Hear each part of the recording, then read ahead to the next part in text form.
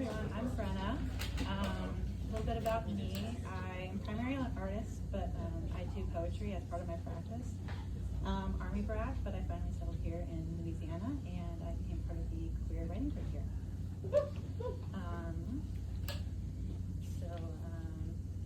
Apparently talking about favorites is the theme today, so I'm going to talk about favorite colors for my first poem. Her favorite color was drowned man blue.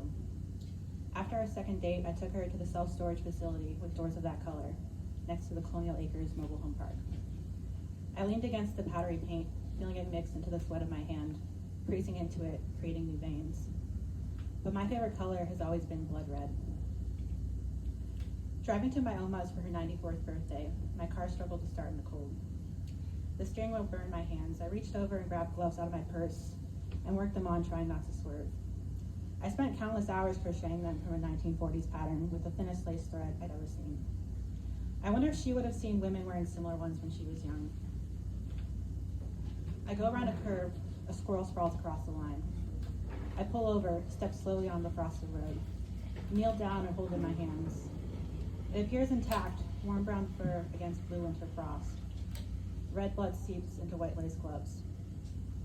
Blood, he told me, has a memorable hex. 660000.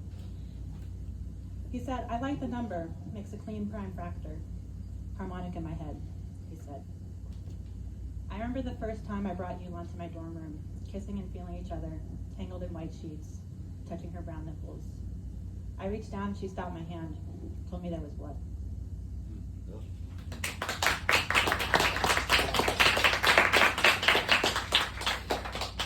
My second poem is titled Summer 2021. August 12th, while I marathon train, I play a game. I spy on country road bullet shells and pregnancy tests and rotting cat, and I run feeling so alive. It's an American garbage mimesis of fertility religion. Death and life cycling on a turtle's back. Why does shooting guns make men feel alive? Why do pregnancies make women want to die? The Aztecs had the answer, I guess. September 10th, I saw an alligator snapper the size of a Sacagawea dollar moving across the road. I continued for a moment, but then turned back and picked him up by his sharp rippled edges. I set him on the grass to return to his riparian zone. September 17th, saw the turtle again, this time smashed into the pavement. September 18th, my schizophrenic ex says this is a metaphor for my fear of death. I tell him I'm not afraid to die. He knows, he says, I'm afraid of the ones I tried to save. A month later, he sends me a message that says, help, I feel like I'm on fire. I offered to take him for ice cream.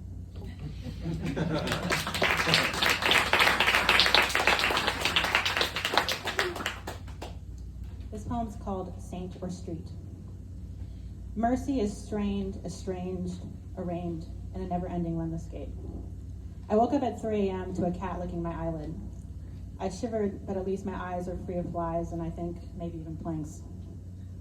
Next morning, I pull into the 2-floor parking garage. I park in the first and walk through the door on the back of the building. Elevator to 4th floor, long carpeted hallway with windows that only look into waiting rooms, never escaping the building. I open heavy glass door, talk to a receptionist, get called into appointment. I tell the doctor about what happened to me. She tells me she's officially adding the letters ST next to my name. I ask her what they mean. You've been through a lot, she says. I'm not sure whether it means I deserve sainthood for my persecution or just that I've been systematically crushed under the world's wheels for the sake of misplaced pragmatism alone. Have you ever been to a place where it seems God did not finish creation? A mountain climbs towards the sky, then suddenly drops off where he gets distracted. Rivers begin, then are swallowed beneath the surface of the earth where he forgot to finish drawing a path for them. Has it ever occurred to you there might be people like that? Because sometimes I think I might be one of them.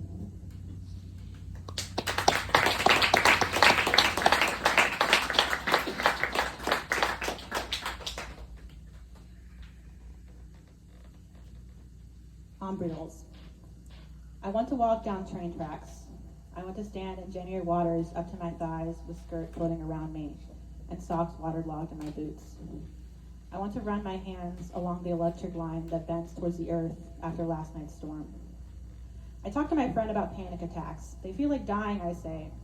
Oh my God, totally same. It's like a bad adrenaline rush.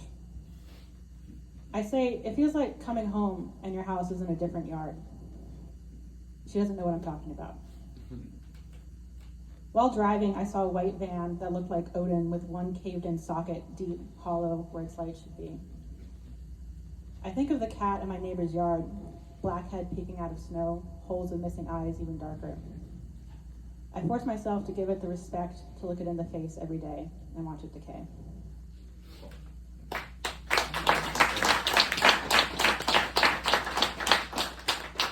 This is my last poem. It's titled Memories of Night and Daydreaming. Age 3, vague spinning image of a baby I assumed to be a brother my mom is pregnant with. About the same age, tuxedo mask and Sailor Moon in an elevator.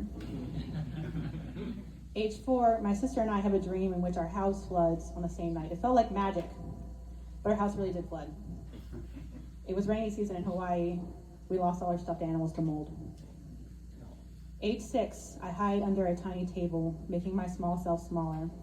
I don't know why I'm doing it. I know better, but maybe it's my sin. I don't know, but I stick my little finger in the socket.